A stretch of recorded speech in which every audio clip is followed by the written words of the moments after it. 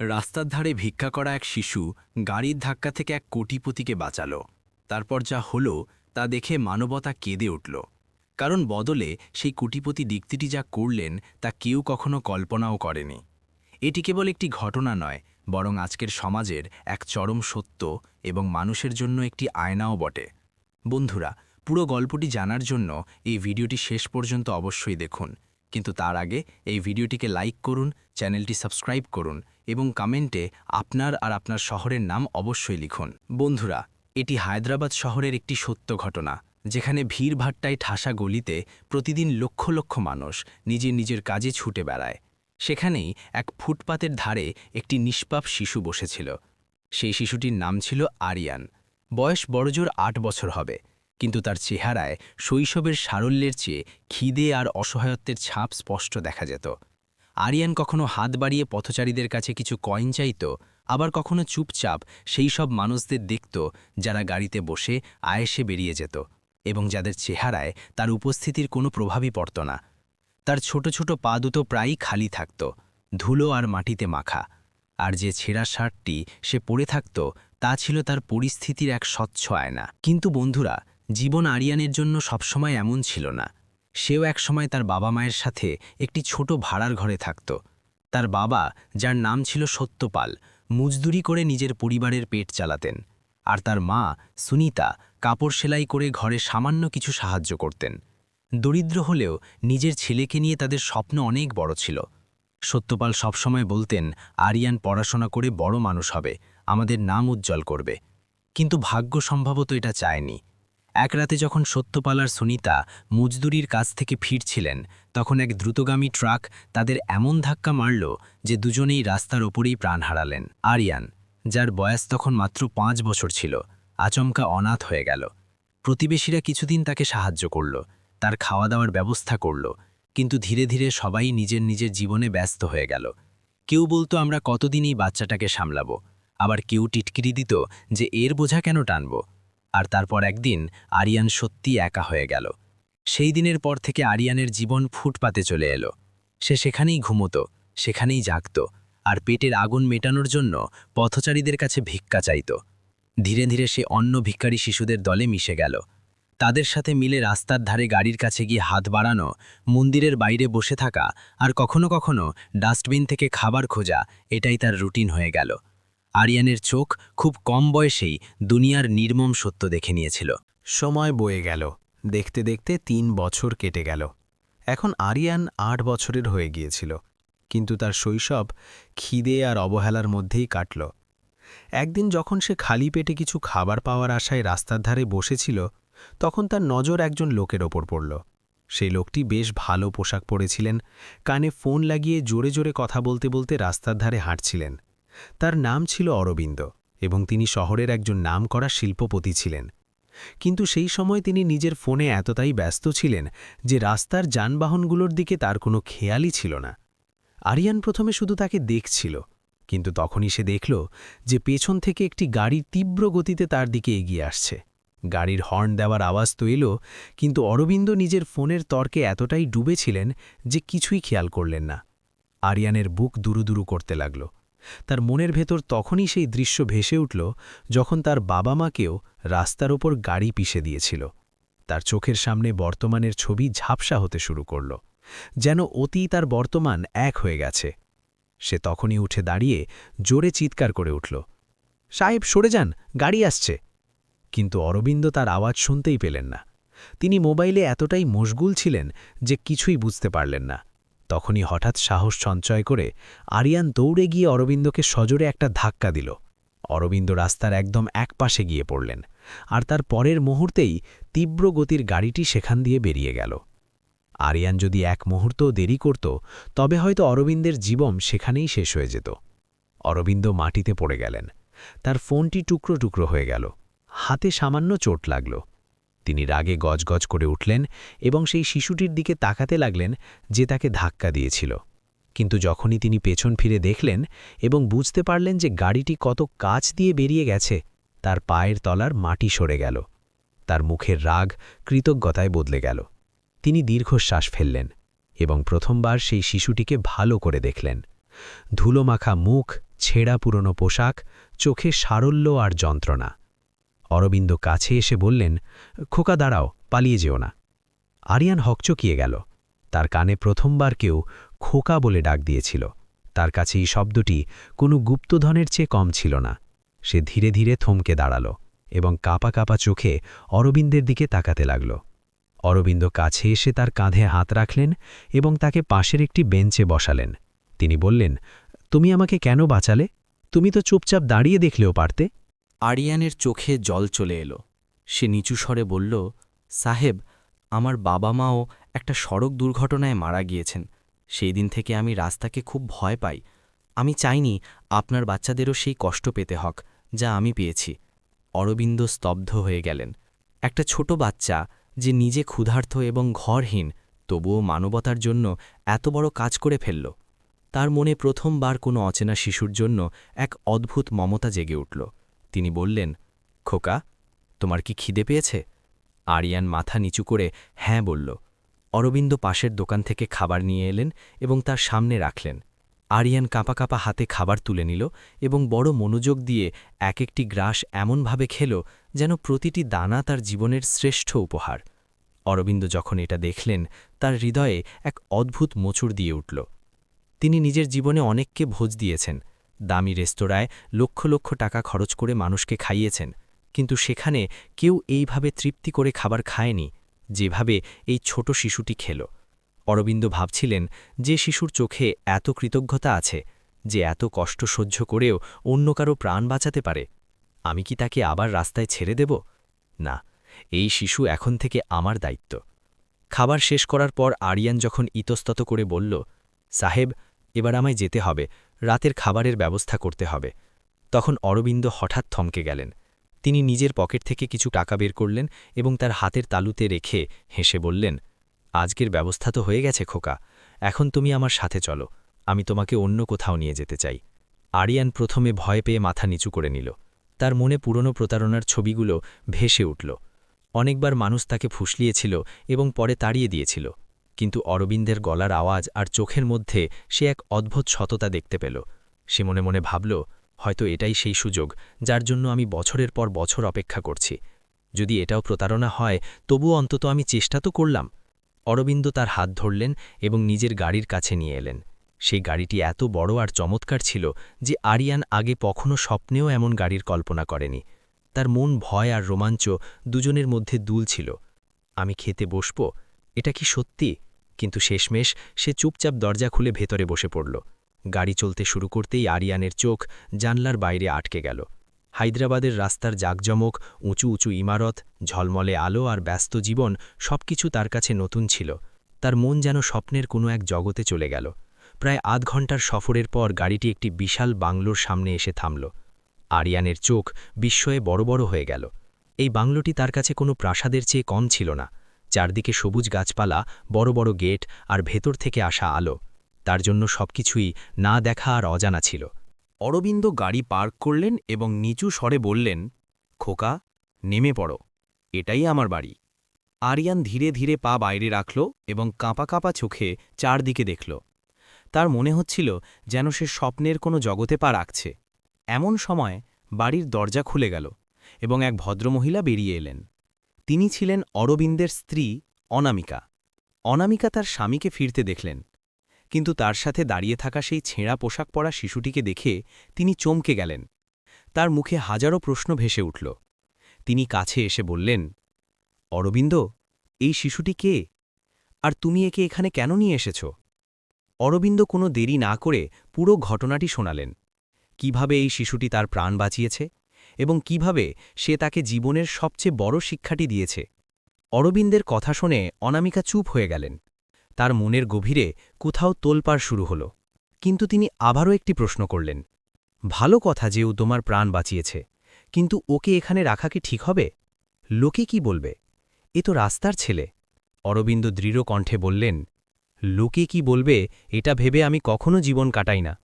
এই শিশুটি আমার ছেলে হবে, যে যাই বলুক। আমরা 12 বছর ধরে অপেক্ষা করেছি, কিন্তু ভগবান আমাদের সন্তান দেননি। হয়তো এই শিশুটি ভগবানের পাঠানো উত্তর। অনামিকার চোখ ভিজে এলো। তিনি ধীরে ধীরে আরিয়ানের দিকে তাকালেন। সেই শিশুটি তখনও কুঁকড়ে ছিল, ভয়ে কাঁপছিল। তার মনে হচ্ছিল যেন যে কোনো মুহূর্তে তাকে তাড়িয়ে দেওয়া হবে। অনামিকা তার কাছে এলেন, তার মাথায় হাত বুলিয়ে দিলেন এবং ধীরে ধীরে বললেন, খোকা, তোমার নাম কি? আরিয়ান ধীরে সুস্থে উত্তর দিল, আমার নাম আরিয়ান। অনামিকার মনে মমতা উথলে উঠল। তিনি বললেন, আরিয়ান, তুমি চাইলে আমাদের সাথে এখানে থাকতে পারো। আমরা তোমাকে আমাদের ছেলে বলে মানব। তোমাকে পড়াশোনা করাব, ভালো পোশাক দেব, আর তোমাকে সেই ভালোবাসাই দেব যা একজন মা তার ছেলেকে দেয়। আরিয়ানের চোখ ভরে এলো। সে ফিসফিস করে বলল, সত্যি তো? নাকি এটাও কোনো স্বপ্ন যা একটু পরেই ভেঙে যাবে? অরবিন্দ তৎক্ষণাৎ তার হাত ধরলেন এবং বললেন, না খোকা, এটা স্বপ্ন নয়, এটা তোমার নতুন জীবনের শুরু। সেই রাতে প্রথমবার আরিয়ান নরম গদিতে শুল। প্রথমবার সে এমন একটা ছাদ পেল যেটাকে সে নিজের বলতে পারত। প্রথমবার সে অনুভব করল যে সেও কারো সন্তান। কিন্তু বন্ধুরা, এখান থেকেই গল্পে এক নতুন মোড় এলো। অরবিন্দের ছোট ভাই মনোহর, যে তার থেকে কিছুটা দূরে এক বড় বাড়িতে থাকত, যখন এই খবর শুনল যে তার বড় ভাই রাস্তা থেকে এক ভিখারি বাচ্চাকে তুলে এনে নিজের ছেলে বানাচ্ছে, তখন তার ভেতরে লোভ আর হিংসার আগুন জ্বলে উঠল। মনোহর ভাবল, যদি অরবিন্দের কোনো সন্তান না থাকে তবে তার সমস্ত সম্পত্তি আমার ছেলের অংশে আসবে। কিন্তু যদি এই ভিখারি বাচ্চাটি সত্যিই তার ছেলে হয়ে যায়, তবে সবকিছু এর নামে হয়ে যাবে। তার স্ত্রীও তার কান ভাঙাতে লাগল। তোমার বড় ভাই সবসময় দয়ালু ছিলেন, কিন্তু এবার তো তিনি সীমা ছাড়িয়ে গিয়েছেন। ভাবো তো একবার, এক ফুটপাথির বাচ্চা কালকে তোমার ছেলের সমান এসে দাঁড়াবে। এটা কি তুমি মেনে নেবে? মনোহর এই কথাগুলো শুনে মনে মনে পরিকল্পনা করতে লাগল যে কিভাবে এই বাচ্চাটিকে অরবিন্দর থেকে দূরে সরানো যায়। অন্যদিকে অরবিন্দ আর অনামিকা আরিয়ানকে সত্যিই নিজেদের ছেলের মতো মানুষ করতে লাগলেন, এবং কিছুদিনের মধ্যেই অরবিন্দ তাকে শহরের সবথেকে ভালো স্কুলে ভর্তি করিয়ে দিলেন। যখন আরিয়ান প্রথমবার ইউনিফর্ম পরল আর স্কুল ব্যাগ নিজের কাঁধে নিল, তখন তার চোখে এক আলাদা চমক ছিল, যেন সে বলতে চাইছিল যে এখন আমি কারো চেয়ে কম নই। অরবিন্দ তাকে গাড়িতে বসিয়ে স্কুলে দিয়ে আসতেন এবং বারবার তার পিঠ চাপড়ে দিতেন, যেন তিনি তাকে এই বিশ্বাস দিতে চাইতেন যে এই নতুন শুরু শুধু পড়াশোনা নয়, বরং এক নতুন জীবনের দিকে পদক্ষেপ। কিন্তু স্কুলের প্রথম অভিজ্ঞতা সহজ ছিল না। ক্লাসের অনেক বাচ্চা তার ছেঁড়াফাটা অতীতের কথা জেনে তাকে খ্যাপাতে শুরু করল। কেউ বলতো, আরে এটা তো সেই বাচ্চা যে রাস্তায় ভিক্ষে করত। কেউ তার ভাঙাচোরা ইংরেজির ওপর হাসত। কিন্তু আরিয়ান এইসব সহ্য করল, কারণ সে জানত যে এখন তার পেছনে অরবিন্দ আর অনামিকার ছায়া আছে। সে ভাবত, যদি আমি হিম্মত হারিয়ে ফেলি তবে সেই মানুষদের ভরসা ভেঙে যাবে যারা আমাকে আপন করে নিয়েছে। আর এই চিন্তাই তাকে আরও পরিশ্রম করার অনুপ্রেরণা দিত। দিন কাটতে লাগল এবং ধীরে ধীরে আরিয়ান পড়াশোনায় ভালো করতে শুরু করল। তার একাগ্রতা আর শৃঙ্খলা দেখে শিক্ষকেরাও প্রভাবিত হলেন। সে শুধু পড়াশোনায় নয়, বরং খেলাধুলা এবং অন্যান্য কর্মকাণ্ডেও এগিয়ে যেতে থাকল। কিন্তু আরিয়ান যত এগিয়ে যাচ্ছিল, মনোহরের ভেতরের বিষ ততটাই গভীর হচ্ছিল। সে প্রায়ই নিজের বাড়িতে বসে স্ত্রীকে বলতো, দেখো, যেদিন এই বাচ্চাটা বড় হবে, অরবিন্দ নিজের পুরো সম্পত্তি এর নামে করে দেবে। আমাদের ছেলে তো কোথাও থাকবে না। তার স্ত্রীও তাতে তাল মিলিয়ে বলতো, তোমাকে কিছু করতে হবে, না হলে এই ভিখারি তোমার ছেলের ভবিষ্যৎ কেড়ে নেবে। মনোহরের ছেলে করণ বয়সে আরিয়ানের সমানই ছিল, কিন্তু স্বভাবে ছিল একেবারে বিপরীত। করণ বিলাসিতার অভ্যস্ত ছিল, নেশা আর বখে যাওয়া বন্ধুদের সাথেই বেশি সময় কাটাত, পড়াশোনায় একদমই মন দিত না। অন্যদিকে আরিয়ান নিজের প্রতিটি শ্বাস পরিশ্রম আর সততায় বিলিয়ে দিত। দুই ছেলের এই তফাৎ মনোহরের মনে আরও বেশি জ্বালা তৈরি করত। একদিন যখন পুরো পরিবার একসাথে কোনো পারিবারিক অনুষ্ঠানে গিয়েছিল, তখন আত্মীয়দের নজরও আরিয়ানের ওপর পড়ল। লোকে ফিসফিস করে বলতে লাগল, এটা সেই বাচ্চা যে একসময় রাস্তায় ভিক্ষে করত আর আজ কোটিপতির ছেলে হয়ে দামি পোশাক পরছে। কেউ কেউ প্রশংসা করল, কিন্তু কেউ কেউ টিটকিরি দিল। অরবিন্দ ভাই, আপনি তো বড় অদ্ভুত সিদ্ধান্ত নিয়েছেন। নিজের রক্তের উত্তরাধিকারী ছেড়ে এক অচেনা মানুষকে নিজের নাম দিচ্ছেন। অরবিন্দ এই কথাগুলোতে কান দিলেন না, কিন্তু মনোহর ভেতরে ভেতরে আরও রেগে আগুন হয়ে গেল। তার মনে হলো যে এখন তো মানুষও আরিয়ানকে গ্রহণ করতে শুরু করেছে, আর এই পরিস্থিতি তার জন্য বিপদের ঘণ্টা। ওদিকে আরিয়ান এইসব শুনতে পেত। সে জানত যে প্রত্যেকে তাকে আপন করে নেওয়ার জন্য প্রস্তুত নয়, কিন্তু তার সারল্য তাকে এই কথা বলতে বাধ্য করত, আমি কারও অধিকার কেড়ে নিতে চাই না, আমি তো শুধু পড়াশোনা করে এত বড় হতে চাই যেন অরবিন্দ সাহেব আর অনামিকা ম্যাডাম গর্ব করতে পারেন। দিন কাটতে লাগল, আর মনোহরের মনের বিষ এখন প্রকাশ্য বিরোধে বদলে গেল। সে অরবিন্দের সাথে তর্ক করতে শুরু করল। ভাই, তুমি কেন এটা বোঝো না যে এই বাচ্চাটা আমাদের কেউ নয়? ও একজন অচেনা লোক, কালকেও সব কিছু গ্রাস করে নেবে। অরবিন্দ শান্তস্বরে উত্তর দিলেন, মনোহর, তুমি ভুল ভাবছ। এই বাচ্চাটা আমাকে মৃত্যুর হাত থেকে টেনে এনে নতুন জীবন দিয়েছে। এর ভেতরে মানবতা আছে, সততা আছে, আর সত্যি বলতে আজও আমার কাছে ছেলের চেয়ে কম কিছু নয়। মনোহর রাগের সাথে বলল, তাহলে বুঝে নাও ভাই, এখন থেকে আমাদের পথ আলাদা। আমি আর আমার পরিবার তোমার বাড়ির কাছ থেকে দূরে থাকব। যখন তোমারই নিজের রক্তের চেয়ে বেশি ভরসা এক ভিখারির ওপর, তখন আমাদের একসাথে থাকার কোনো প্রয়োজন নেই। এইভাবে ধীরে ধীরে দুই ভাইয়ের মধ্যে দূরত্ব আরও বেড়ে গেল। একদিকে অরবিন্দের বাড়ি, যেখানে আরিয়ান কঠোর পরিশ্রম আর নিষ্ঠার সাথে পড়াশোনা করছিল, এবং অরবিন্দ অনামিকা তাকে সম্ভাব্য সব ধরনের সাহায্য দিচ্ছিলেন।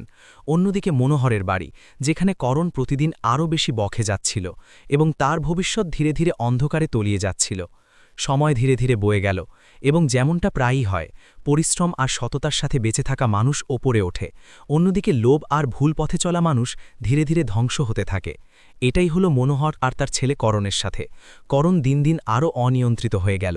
পড়াশোনার সাথে তার কোনো সম্পর্ক থাকল না। মদ আর নেশার ঘরে সে ডুবে থাকল, এবং রাত পর্যন্ত পার্টি করা, বাজে বন্ধুদের সাথে থাকাই তার শখ হয়ে দাঁড়াল। মনোহর অনেকবার তাকে বোঝানোর চেষ্টা করলেন, কিন্তু যখন বাবা নিজেই লোভ আর হিংসায় ডুবে থাকেন, তখন ছেলে কিভাবে শুধরাবে? করণ তার প্রতিটি ভুলের দোষ কখনো বাবার ওপর তো কখনো সমাজের ওপর চাপাত, কিন্তু নিজের ভেতরে তাকানোর সাহস কখনো করত না। এদিকে মনোহরের ব্যবসা ধীরে ধীরে ডুবতে শুরু করল। দেনা বাড়তে লাগল, পার্টনাররা সঙ্গ ছেড়ে দিল, এবং যে বিলাসবহুল বাড়ির ওপর তার সবসময় গর্ব ছিল, সেটা বন্ধক দেওয়ার অবস্থা তৈরি হল। মনোহরের জন্য এটা কোনো ঝড়ের চেয়ে কম ছিল না। তার মনে হচ্ছিল যে তার সারা জীবনের উপার্জিত অর্থ এখন হাত থেকে বেরিয়ে যাচ্ছে। অন্যদিকে অরবিন্দের বাড়ি একেবারে বিপরীত দিকে এগোচ্ছিল। আরিয়ান নিজের পড়াশোনায় প্রতি বছর প্রথম হতো, এবং সমাজের প্রতিটি মানুষের মন জয় করতে শুরু করল। তার নম্রতা আর সারল্য আত্মীয়দেরও ধীরে ধীরে প্রভাবিত করতে শুরু করল। লোকে বলতে শুরু করল, অরবিন্দ ভাই, আপনি সঠিক সিদ্ধান্ত নিয়েছিলেন, সত্যিই এই বাচ্চাটি আপনার বাড়ির ভাগ্য বদলে দিতে এসেছে। এটা শুনে মনোহরের মন আরও জ্বলত, কারণ এখন সেই সমাজে আরিয়ানের প্রশংসা করছে যারা আগে টিটকিয়ে দিত, এবং করণের খারাপ অবস্থার জন্য দুঃখ প্রকাশ করছে। একদিন পরিস্থিতি এতটাই খারাপ হয়ে গেল যে মনোহরকে নিজের বন্ধক রাখা বাড়ি পর্যন্ত বিক্রি করার উপক্রম হল। তিনি অনেক জায়গায় চেষ্টা করলেন, কিন্তু ক্রেতা পাওয়া যাচ্ছিল না, কারণ দেনার পরিমাণ অনেক বেশি ছিল। বাধ্য হয়ে তিনি নিজের বড় ভাই অরবিন্দের কাছে গেলেন। অরবিন্দ যখনই শুনলেন যে তার ছোট ভাই এত বড় বিপদে পড়েছে, তিনি দেরি না করে তার বাড়িতে পৌঁছালেন। তিনি মনোহরকে জড়িয়ে ধরলেন এবং বললেন, ভাই, যদি এমন অবস্থা ছিল তবে তুমি আমাকে আগে কেন বলনি? আমি তোমার নিজের লোক, তোমার সাহায্য করা আমার কর্তব্য। মনোহরের চোখ দিয়ে জল ঝরতে লাগল। তিনি ভারী গলায় বললেন, ভাই, সত্যি বলতে আমার ভয় করছিল যে তুমি আমাকে টিটকিরি না দাও, কারণ যখন তুমি সেই বাচ্চাটাকে আপন করে নিয়েছিলে তখন আমি তোমার সাথে ছিলাম না, বরং উল্টো তোমাকে আটকানোর চেষ্টা করেছিলাম। আর আজ সেই বাচ্চাই তোমার জন্য বরদান হয়ে গেল, আর আমার ছেলে আমার জন্য অভিশাপ। অরবিন্দ তার কথা মাঝপথেই থামিয়ে দিয়ে বললেন, না মনোহর, বাচ্চারা ভুল করে, কিন্তু আমাদেরই তাদের সামলাতে হয়। দেখো, তোমার ছেলে পথ হারিয়েছে, কিন্তু এখনও দেরি হয়ে যায়নি, ওকে শুধরে নেওয়া যায়। আর যেখানে তোমার দেনার কথা আছে, তুমি বাড়ি বিক্রির কথা ভুলে যাও, আমি সব দেনা মিটিয়ে দেব। তুমি আর ভাবি আমার বাড়িতে চলে এসো, ওখানেই একসাথে থাকব। মনোহর এটা শুনে হাউ হাউ করে কাঁদতে লাগলেন। তিনি প্রথমবার অনুভব করলেন যে সত্যিকারের ভাই সেই যে বিপদের সময় পাশে দাঁড়ায়, সে মাঝখানে যতই দূরত্ব আসুক না কেন। অরবিন্দ তৎক্ষণাৎ আরিয়ানকে ডাকলেন এবং বললেন, খোকা, ইনি তোমার কাকা, ইনিও এখন আমাদের সাথেই থাকবেন। আরিয়ান নম্রভাবে তার পা ছুঁয়ে প্রণাম করল এবং হাসি মুখে বলল, কাকাবাবু, এখন আমরা সবাই মিলে একটা পরিবারের মতো থাকব। তার সারল্য আর সত্যতা মনোহরের মন ছুঁয়ে গেল। ধীরে ধীরে করণেরও নিজের ভুলের কথা মনে হতে লাগল। যখন সে দেখল যে তার বাবা ধ্বংসের মুখে ছিল, আর তার জ্যাঠামশাই, যার সে সবসময় হাসি উড়িয়েছে, এখন তিনিই তাকে সাহায্য করছেন, তখন তার নিজের ভুলগুলো পরিষ্কার দেখা যেতে লাগল। এক রাতে সে কাঁদতে কাঁদতে বাবার কাছে এলো এবং বলল, বাবা, আমাকে ক্ষমা করে দিন, আমি আপনাকে অনেক কষ্ট দিয়েছি, আপনার কষ্টের উপার্জিত অর্থ নষ্ট করেছি। এখন আমি সত্যিই বদলাতে চাই। মনোহরের চোখে জল চলে এলো। তিনি নিজের ছেলেকে জড়িয়ে ধরলেন এবং বললেন, খোকা, যদি এখন সত্যি বদলে যাওয়ার সংকল্প করে থাকো তবে এটাই তোমার নতুন জন্ম। অরবিন্দ করণকেও নিজের ব্যবসায় একটি ছোট কাজ দিয়ে দিলেন, যাতে সে পরিশ্রম আর সততার সাথে শিখতে পারে। আরিয়ানও তার সাথে পাশে দাঁড়িয়ে থাকল, যেন সে তার নিজের ভাই। ধীরে ধীরে করণও পরিশ্রম করতে শুরু করল এবং পরিবারের সম্মান ফিরিয়ে আনতে অবদান দিতে লাগল। মনোহর এখন বুঝতে পেরেছিলেন যে মানবতা আর সত্যের পথই সঠিক। আর এইভাবে যে পরিবার লোভ আর হিংসার কারণে ভেঙে যেতে বসেছিল, তা মানবতা আর ভ্রাতৃত্ব দিয়ে আবার জুড়ে গেল। বন্ধুরা, এই গল্প আমাদের এটাই শেখায় যে রক্তের সম্পর্কই সবথেকে বড় সম্পর্ক হয় না, বরং মানবতা আর ভালোবাসা দিয়ে তৈরি সম্পর্কই আসল হয়। এক ভিখারি বাচ্চা, যাকে কেউ নাম পর্যন্ত দিতে চাইত না, আজ পরিশ্রম আর মানবতার কারণে সে পুরো পরিবারের প্রাণ হয়ে উঠল। এবার প্রশ্ন আপনার কাছে, আপনি যদি অরবিন্দের জায়গায় হতেন, তবে কি আপনিও আরিয়ানের মতো অনাথ বাচ্চাকে নিজের বাড়ি আর মনে জায়গা দিতেন? আর যদি আপনি মনোহরের জায়গায় হতেন, তবে কি লোভ ছেড়ে ভাইয়ের পাশে দাঁড়াতেন? কমেন্ট করে অবশ্যই জানাবেন। আর যদি গল্পটি আপনার মন ছুঁয়ে থাকে, তবে ভিডিওটি লাইক করুন। আশা হচ্ছে পরের ভিডিওতে। ততক্ষণ মানবতা বজায় রাখুন, নেকি ছড়িয়ে দিন আর মনে আশা জাগিয়ে রাখুন।